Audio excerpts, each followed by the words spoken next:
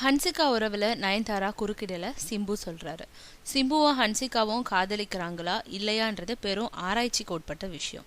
2 பேருமே ஆமா காதலிக்கிறோம், கல்யாணம் பண்ணிக்க போறோம்னு சொல்லவே மறுக்கிறாங்க. நல்ல நட்புல இருக்கோம் கெடுத்துடாதீங்கன்னு தான் திரும்ப திரும்ப சொல்றாங்க. மீண்டும் சிம்பு அதே தான் சொல்லியிருக்காரு. காதலர் தினத்தையொட்டி அவர் அளிச்ச பேட்டி ஒன்றுல இப்படி சொல்லியிருக்காரு. இப்போதைக்கு எங்க 2 பேருக்கும் பிடிச்சிருக்கு, ஒன்னா இருக்கும், அவ்வளோதான். நாளைக்கு என்ன வேணும்னாலும் நடக்கலாம்.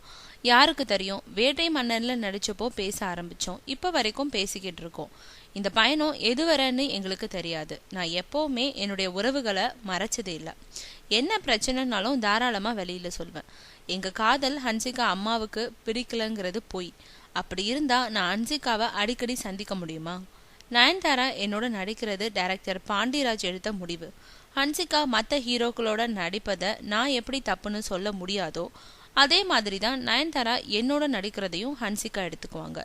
நானும் நயன்தாராவும் சேர்ந்து நடிக்கிறத சகிக்க முடியாதவங்க தான் கற்பனையான விஷயங்களை பரப்பிக்கிட்டு இருக்காங்க.